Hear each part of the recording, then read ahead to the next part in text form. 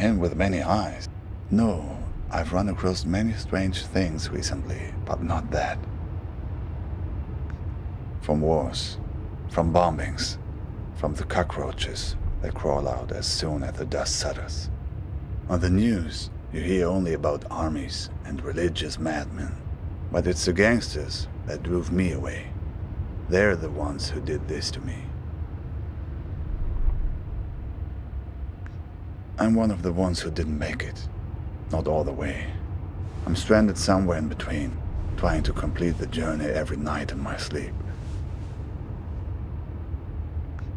They were looking for my brother-in-law, because he worked as a translator for the US military. Neighbors warned us we should move, and so we did, twice. Luckily, no, he was safe with the army beyond their reach. A few years passed and we forgot about the threat. Life had returned to normal, and that's when they came back and picked me up. 2 days later, when I woke up in a Baghdad hospital, I found out that they dumped me off there and told the hospital that I'd hurt myself in a work accident. Yes, after that, I couldn't stay.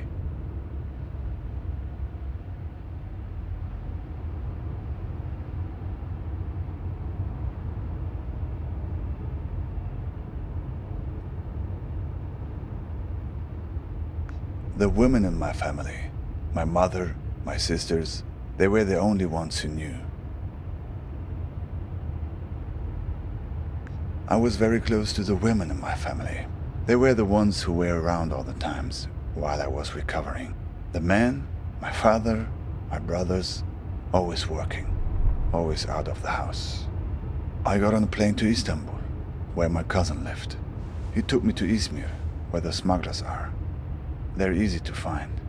I bought a space on a vessel, headed to Mytilene, Greece, the closest harbor in Europe. Just a simple raft, but not as overcrowded as in some of the stories you hear. I was lucky, at least in the beginning. We couldn't leave for 5 days. Too many Greek army ships in the sea. Every morning, getting up at 3:30 to make a go of it.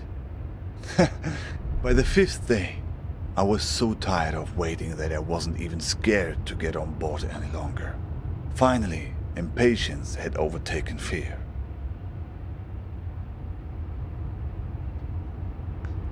We did not make it to Europe. A boat pulls up next to us. People are trying to understand what's going on, but the men on the ship only speak Greek. At first, people are worried that it's pirates. They take everything from the passengers. Sometimes take the passengers themselves. Sometimes just ram the boat and laugh as it sinks.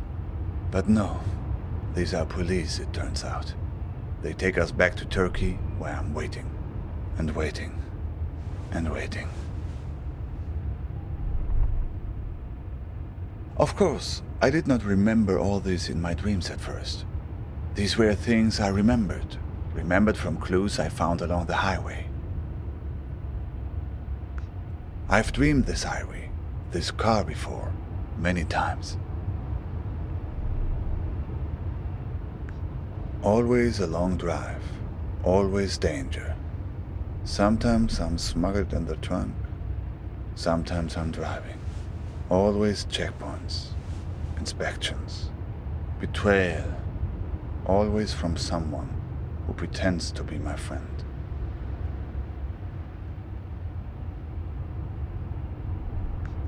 What is your dream about? A breakup? That's it?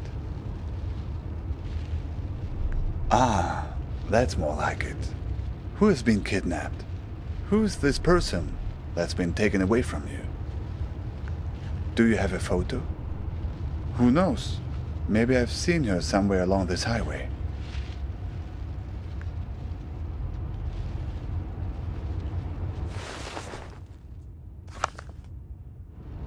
I know her, the same woman, but with different hair color.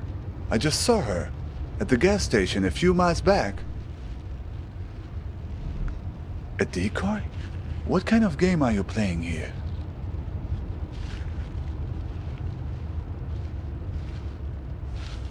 I pulled in there because I was worried about engine trouble. Yes, that's right. There was a scene there at the gas station. She was being questioned by two men. She seemed to be explaining herself, pointing at the empty passenger seat in her car. They didn't really seem interested in her, though. They were more interested in the empty car seat. One man was wearing an orange vest. He seemed to be in charge.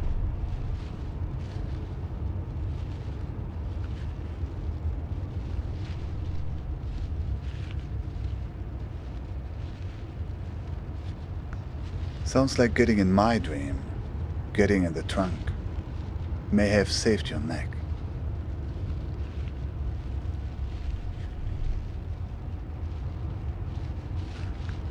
No, I didn't get a look. I just heard one strange thing they said, that they were looking for a guy with 8 fingers. They were going to find him. Something like that. 8 fingers. 8 digits, maybe. Uh-huh. And you wouldn't happen to have a strange blue box with you, would you?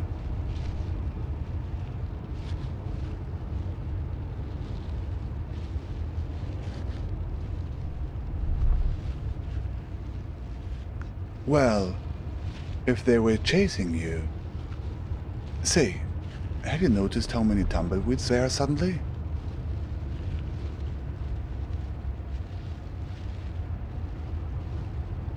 I don't know, but the weather also seems to be turning suddenly. Turn on the radio and see if you can find a weather report. My God! Get that thing off the window! Get it off! Get it off! Valleys.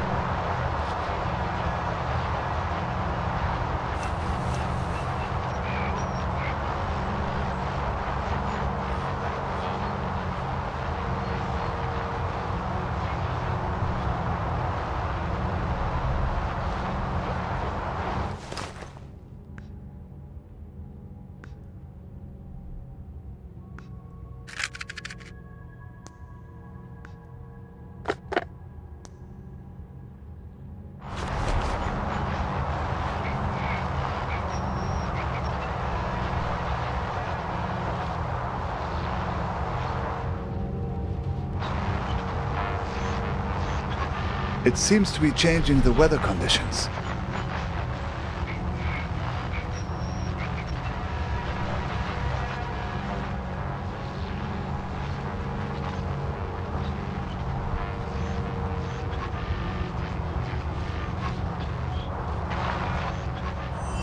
Suddenly, it's sunny. It's not working. They're stuck to the car. We need some other kind of weather to get clear of them. Empty them onto the bar.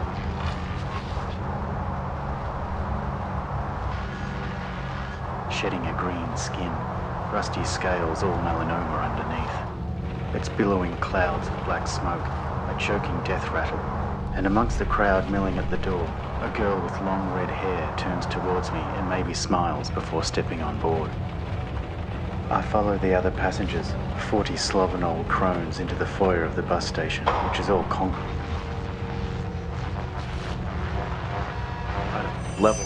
Looks like tornado conditions now. Look, the tornado. It's starting to pull the tumbleweeds off the car, but it's not strong enough.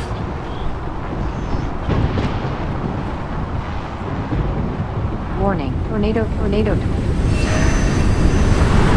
It worked. Oh, good riddance.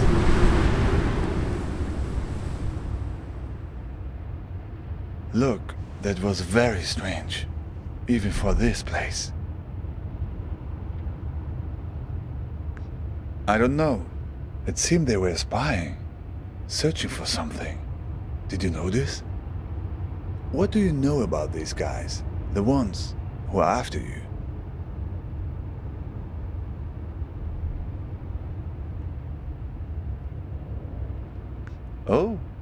Let's see.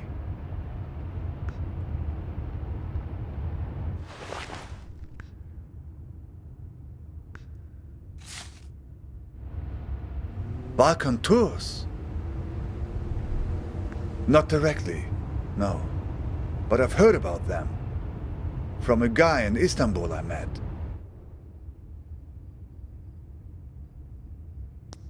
He had made it through to Europe, but then had come back to get his family. But that's another story. He had come across these Balkan tours on his way back from Serbia. He warned everyone about them who would listen. Apparently, they had a charitable program to help refugees, promising to help them. But no one who accepted their help was ever seen from again. People just disappeared. And it wasn't just people in the refugee community either. Tourists too. They were strange stories.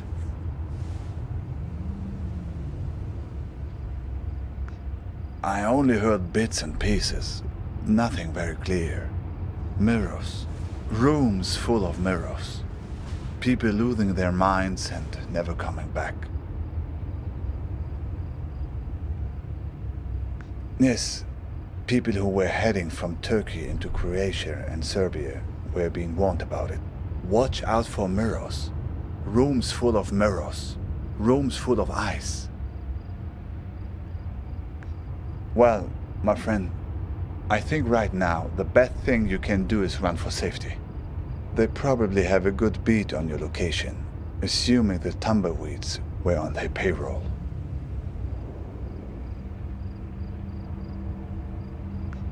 Well, we've all been in a dream we've wanted to wake up from, but couldn't, right?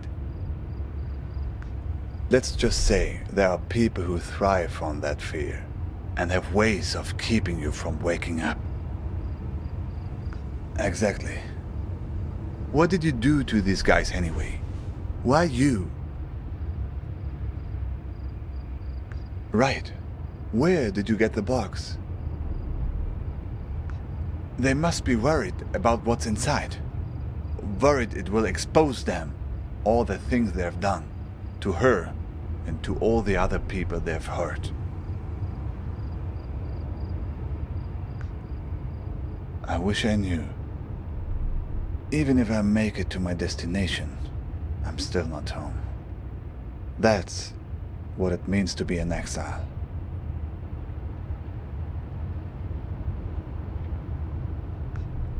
My niece, Nadia, used to ask me that question all the time. Where are you going, uncle? She was the only young person who knew I was leaving. Imagine, she knew when my father didn't. I was always mad at my sister for telling her. She would ask me that when I was putting her to bed. The only thing you can tell when a person that young asks you a question like that at bedtime. I told her the truth. Not the truth, but the truth wrapped in the blanket of a story.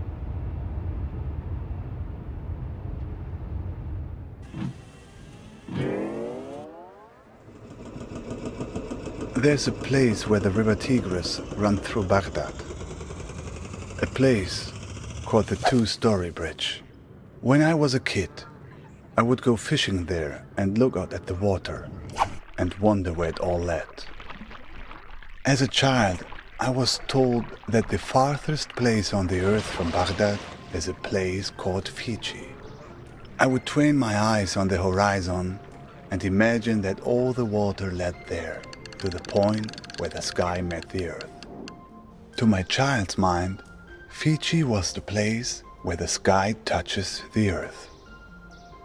These people of Fiji, they must be very tolerant people to live in such a place where one has to stoop over at all times and can never stand up straight. Eventually, they resolved to leave and find a new home, where the sky was farther from the earth, where the pandanus tree can grow high enough to be woven. So, they left this land right under the sky, leaving behind those people so old and bent that they no longer cared to stand up straight. The other Fitchians gradually moved away from the edge of the world, and the sky got a little higher, and then they found a marvelous place. It was fertile and lush, with excellent weather, an orange tree for every backyard. But there was one problem: earthquakes. Terrible earthquakes, as frequent as rains during the springtime in this country. All because the sky was still close to the earth. When there's thunder, it echoes off the roof of the sky and causes the ground to break. But the Fijians adjusted. They built their entire civilization out of rubber. Rubber houses with rubber beds that would sway during the quakes, with rubber restraints that would hold the sleeping Fijians tight while they dreamed.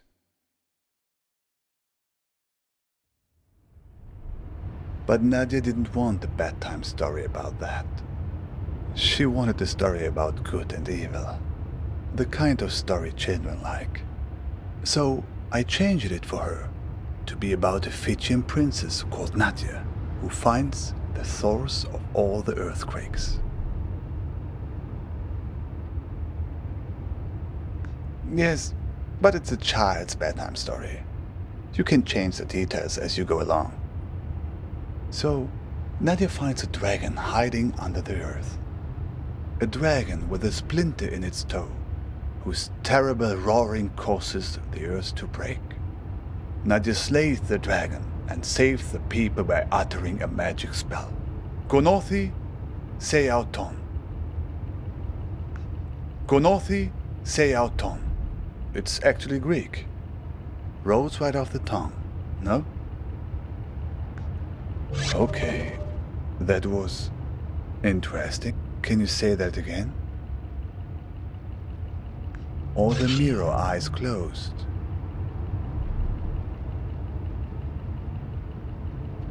Seems like it. And look, that's not the spell's only power. The card. There's a phone number on it now.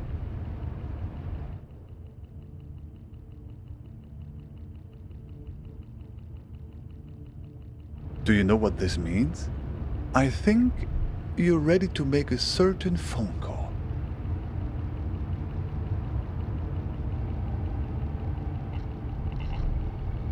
Ready to put your spell to use? What makes you say that?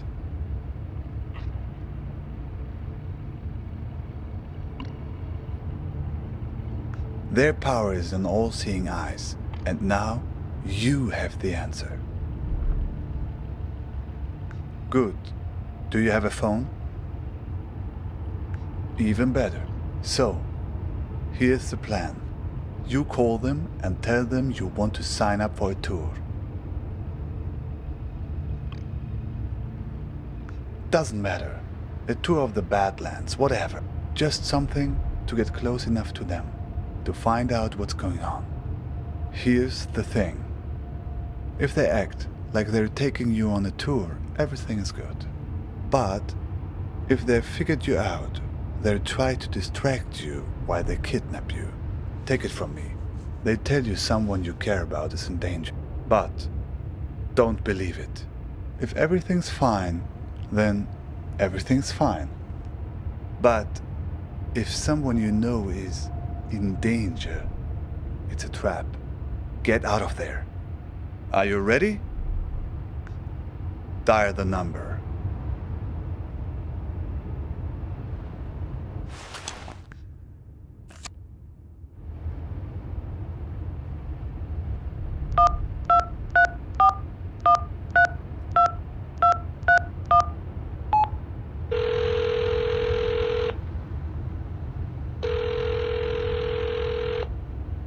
Yeah. Yep, what can I help you with? That's a big park. You near the Argus gas station on Route 90? Alright, I'll pick you up in an hour.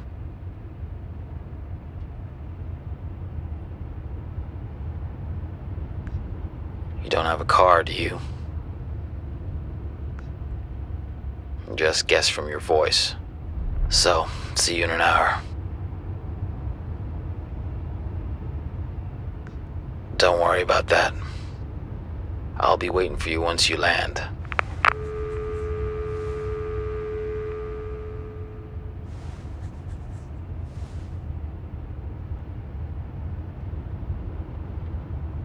So, it worked then?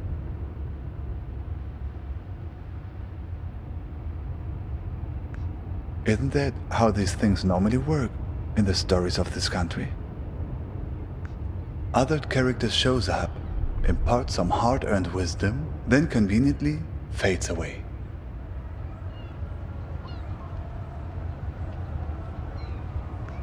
It's a few minutes before 3:30 in Istanbul. There's another raft waiting. Another try. Thanks. To you too. I think you'll be fine. You have allies all along this road, even in the cars of enemies. I've left something for you.